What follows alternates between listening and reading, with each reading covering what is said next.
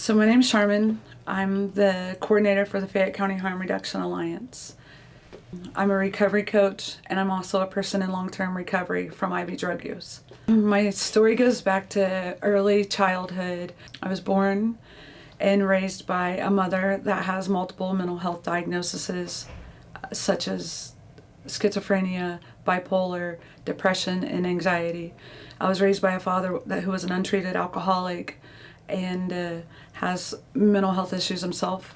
My mom had a gambling addiction growing up, and so early on it set the tone in our home for lots of physical, mental, and emotional abuse. And not only was my mom physically abused, my brother and I was as well. Three things I had learned very early was we had many secrets: don't talk, don't tell, and don't feel. I remember one morning being awoke to my mom screaming and begging my dad not to kill her. My dad had my mom held up against the wall in the kitchen, and I was about 5 years old. And she was just screaming and crying and begging him not to kill her. And my mom had spent money that was unaccounted for, and so it goes back to that gambling. I remember just so many times that after my dad would beat my mom, that he would get in his truck and leave, and then we would be there to clean up the glass, and we never talked about it. My dad would come back. My mom would, she would get up out of the bed, and so we were just quiet. Us kids were always just like as quiet as we could be, to be the best that we could be, so that he wouldn't be mad, it wouldn't hurt her. And what I learned was that love was angry. Love was hard.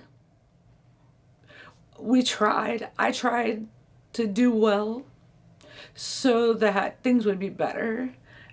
When I started school, we were very poor. My dad worked, and my mom was a stay-at-home mom. We didn't have running water until I was in the 4th grade. My mom had this old ringer type washer, and even in the winter she would hang the clothes out on the line to dry. So oftentimes our clothes would be soured.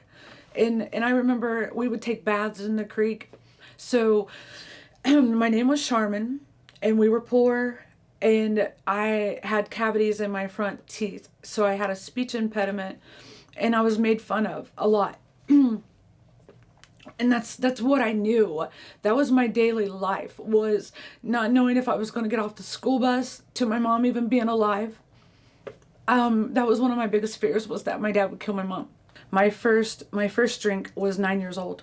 I drank beer when I was 9 years old, and I'll never forget that feeling of warmth. And I describe it as walking outside on a sunshiny day and feeling that sunshine hit your face, and you just have like this amazing feeling. And that's what the alcohol felt like inside of me. It was warm, I was safe, and maybe even a feeling of maybe liking who I was. It was just a secure feeling. And so I think that was a feeling that I started to long for. I remember being around the 3rd grade, my mom started taking my sister and I to the store to shoplift. And she would send us in the store, and we would get things, whatever it would be. And I would do it to cover up a lot of things, I think, for my mom. So the secrets, I lied, I stole, I was angry. When I started junior high school, I started surrounding myself with kids that accepted me, and being able to skip school and not take that bus back home to the country. I would do anything not to go home. I just didn't want to go home. You just never knew. You never knew if my dad was going to flip the dinner table, if he was going to break another lamp over her head, if he was going to break her fingers. She would say she stayed for us kids. My dad said if it wasn't for us kids, he would leave. So I think that put like a lot of guilt on me, like it was, they stayed together because of us kids.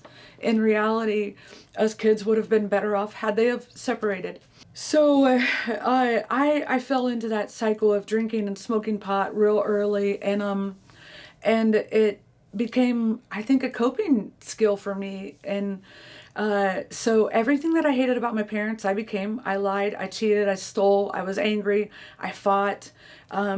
I would fight. I had an older sister that was overweight. My siblings were in special ed, so kids made fun of them. And so I would fight to take up for my siblings because it hurt me to see them being made fun of. And I missed like 80 some days of school in my 8th grade year, and they labeled me incorrigible and they passed me on.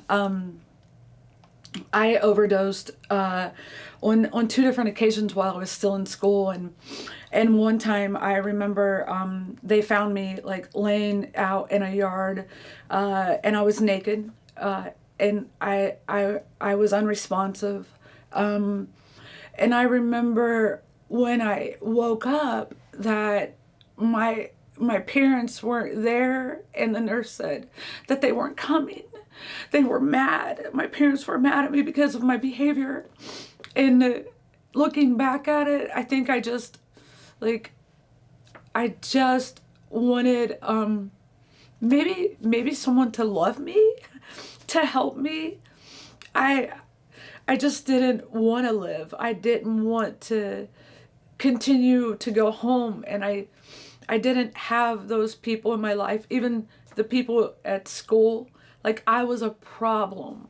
So no one ever seen that I was a child in need. I was just labeled incorrigible and a problem. And it was just too much for people to deal with. And so I ended up quitting school. In high school, I would attend school, and I probably don't even have, like, I don't know, 12 high school credits. I was just continually passed on, and I quit what should have been my senior year. And so that led me to being eventually having my first child 2 weeks before I turned 19 years old. And so for me, there was a desire to be a mom, to raise my first better than I was raised, but I didn't know how. I didn't know how to do different. I didn't have people in my life to help guide me and support me. And what ended up happening with me, I was addicted to shoplifting. I was addicted to pills. I was addicted to alcohol. I have a substance use disorder. I have mental health diagnoses of bipolar, depression, anxiety, PTSD, and I had an eating disorder. To expect this young child to break those cycles was what the criminal justice system wanted from me, but I didn't know how. And so I have spent over 10 years of my life rotating in and out of the system.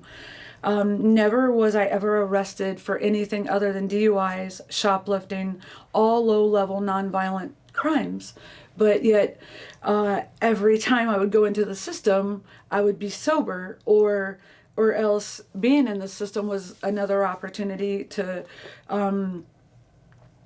learn different coping strategies. So in there, mental health medications are something that's highly abused, and Benadryl was another piece inside the system. Anything to escape those thoughts inside my head. Like, being raised by parents that weren't healthy, I on top of the mental and physical abuse, being told that I was hated, and the names that my own parents would call me, they too told me I was worthless and that I would never amount to anything. And so I believed that. I never had dreams of growing up to be anything.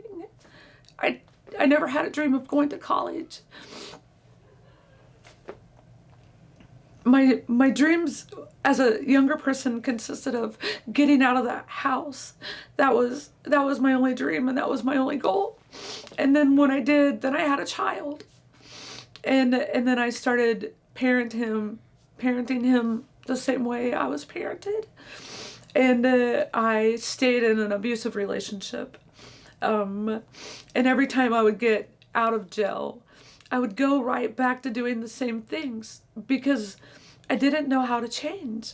There wasn't any help. It was a temporary holding and then being released right back to society, or going back to my parents' house where it was like I was already defeated before I got there.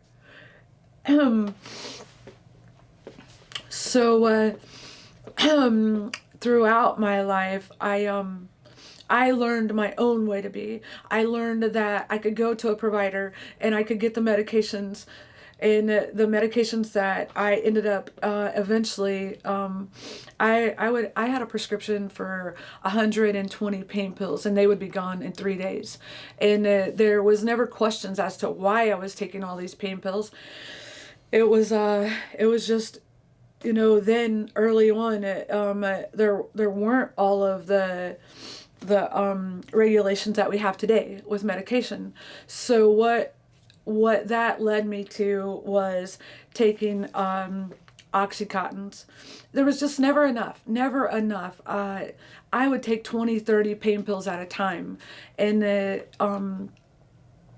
was never enough medication to help me get through what was going on inside of me. And that led me to, I remember the day that I paid $80 for an 80 milligram Oxycontin, and I just got well. It was, I just got well. And that wasn't enough. And that took me to heroin. And eventually I had a second child, and when he was like 3 years old, I ended up on heroin, and I continued until I lost everything that we had and I had with my second son's dad. I remember the day that I was arrested coming back from the city, Dayton, Ohio, and the Jeep was impounded, and we still owed money on the Jeep, and I was arrested in Wayne County, and after 48 hours they OR'd me. And I went to the impound and I sold them the Jeep for $75, just enough money to get back to Dayton to buy a gram of heroin. Like, it was always about the immediate escaping what was going on inside of my head, because I went to jail, and so that just added to the guilt and the shame and the pain and the self-hate. Eventually, in around 2013, that sentence from Wayne County, I went into a program called, it was a therapeutic program. And so the system had started to change, where they were offering programs, and now they do offer programs for substance use inside, if you're lucky enough to get into one. And through that program, I started working on me. I didn't even know why I did what I did. I didn't even know why I was so angry and why I didn't like the person who I was. When I started dissecting the pieces of my life and looking back to, I wasn't even 6 years old, and I was molested by 3 of my cousins. And I think that started the body image issues that I had. And then eventually I've been raped and abused, sexually abused by men and women. And then not even, my parents' sex wasn't something that they talked about. I didn't even tell my dad about my cousins molesting me, because I was afraid he was going to beat me for what they done to me. Like, sex was bad. It was shameful. And it was just something you didn't do. And so I didn't even have that person that I could tell it to until I was 30 some years old. Those were secrets that I just had to keep inside. And so when I was in the program and starting to look at my life, and I started I started understanding, but I still didn't want to tell all them deep, dark secrets. And so um, after being released from prison that time, I went on to work release. And while I was incarcerated with structure, I done well. It was like I had a goal, and that was to get back home to my kids. While I was in work release, I had a job that I was promoted to manager. I was downtown Indianapolis. I saved a lot of money. Just a lot of things were seemed to be going good. Yet still, that same person with those same coping skills was released back to society, and I was on parole, and like I had all of these expectations, no driver's license, and all of these demands that they want from you. Within 2 weeks of being released, I was back shooting dope. And this time I was back using drugs with my 19-year-old son, the person that I loved more than anything in life. And I just didn't, like, there was nothing left for me, like, inside of me. Drugs, heroin completely had taken over everything, and that's all I wanted. I lived for the next fix. That's all I cared about, was getting back to the city to get high. And there were days where I would put my youngest son in that car seat, and I would go to Dayton, Ohio, no driver's license, just enough money to get a gram of heroin and to buy my son a Happy Meal. Because in my mind, it was justification. I would give him that Happy Meal, that toy, and I was getting what I wanted. And I was so far gone mentally that that some days there wasn't even enough money left over to buy water. That the nearest piece of whatever it took to get it injected in my vein was what I was doing. I've shot mud puddle waters. I've mixed mud puddle water with heroin. I've shot toilet water, and I know that sounds awful. And I can't even believe that's the person that I was. But I've done that because when you're in that bathroom, you're so afraid to walk out of someone seeing you, and you only have what you have. And so to draw up water out of a toilet and to mix it in a pop can bottom, because it's usually what you have. And it's whatever's closest to get it into your system. My son came and saw me right the night before I left for prison, and when Drayden left with his dad that night, he was only 7 years old, and the jailer handed me a letter, and this letter was wrote in it's a green marker, and it says, "You are so a good mom, and I forgive you." And I knew that if my son could forgive me, and he was about to be put on a bus every morning without his mom, getting off a bus without me there, just everything that he was about to go through. And if he could forgive me, then I had to learn how to forgive those people that had hurt me in my life. And so I took that letter on to prison with me. And that was something that I had to learn how to do, was forgive people that had hurt me. And I didn't know how. And it was a huge process. My story takes me back to being arrested again in 2014, July 3rd, 2014. I was arrested, headed back to the city, 1 o'clock in the morning, and I was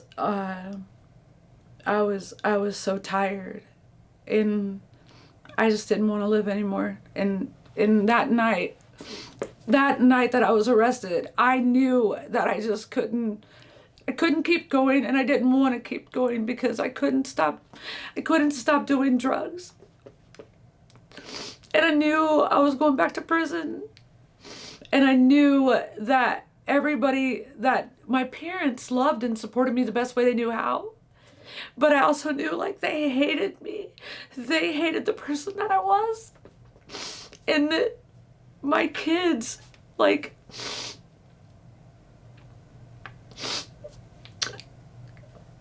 they just wanted a mom, and I couldn't be her.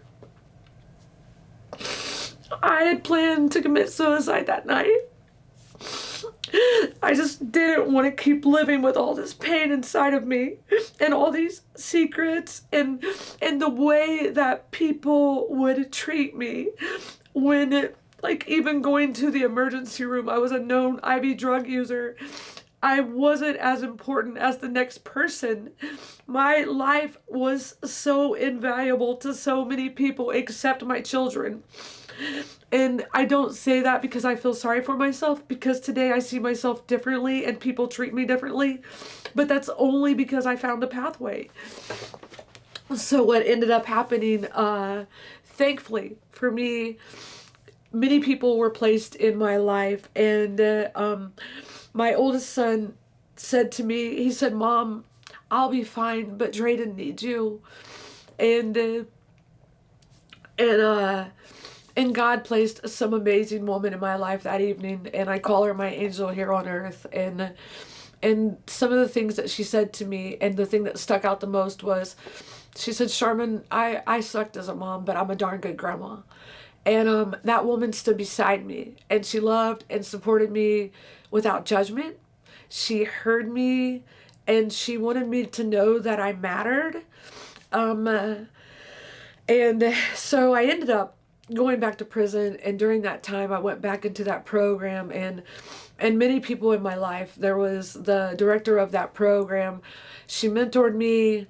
A woman from the outside mentored me, and gave me 32 weeks of her life, and I did work a 12-step program inside the prison, and I had a life-changing experience inside prison. I gave it everything I got because I knew I was going to die if I didn't change me.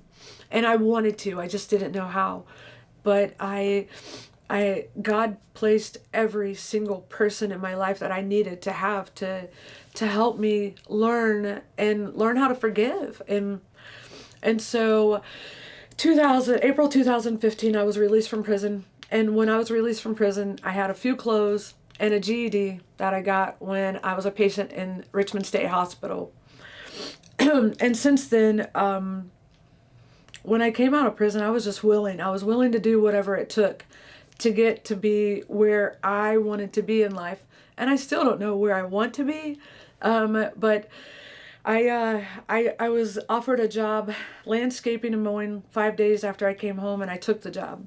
And I started going to peer support groups, and I started doing anything that I could positive within this community to change me and to be connected. And working that 12-step program helped me find something that I never knew existed, and that was a connection to a higher power. And so I didn't think God applied to my life, because the God that I knew was vengeful and not loving and not forgiving. The God that I grew up was like a mean God. So I learned more about spirituality, which brought me to where I'm at today with my connection. And that's what changed my inside, was having a spiritual connection. So anyhow, getting involved with Celebrate Recovery helped me. There was other support groups at that time, but it was the people that heard me without judgment. The people that they were there with open arms, and they were people that had been on similar pathways. So one time I was someplace, and I asked what I could do, and they told me to go to the Drug Coalition. It was actually the Drug Task Force. And so I showed up at the Drug Coalition here in Connersville, and there were a bunch of professionals at that meeting that day. And they're like, "Let's go around and introduce ourselves." And at that time, I was just going to school. I had started online school, because I still don't drive. So I didn't have that ability to get to in-person school. So as they were going around the table, and they all had all these titles and whatever, and I said, "My name's Charmin," and I, at that time, I use language such as I'm a drug addict and alcoholic, and I just want to make a difference. And so as time has went on, I no longer refer to myself as a junkie or a drug addict, or I'm a person with a substance use disorder. Most importantly, I know I'm a person today. All the labels that have been placed on me by society, a victim, a victim of rape or molestation or incest, none of those are who I am. Those are things that happen to me. I am a person. Today, I'm a person with a bachelor's degree in psychology. In July of this year, I graduated a bachelor's program in psychology, and the same day I became a homeowner. I am 6.5 years in recovery now from multiple mental health issues and a substance use issue, which and I'm a mom. I am a healthier minded mom. I'm a mom of a 14-year-old that is a normal teenager. I'm a mom of a 27-year-old that is on mats. He has found his own program of recovery, and he's very successful. I'm a very proud mom of 2 boys, and I get to love, support, and encourage them. And I do that every single day. I might not reach out to my oldest every single day, but every day I get to wake my youngest up with breakfast before school and encourage him. I don't belittle my children. I've learned a different way to be, and that's because people invested in me, and I've learned tools through my recovery to be able to be a different person.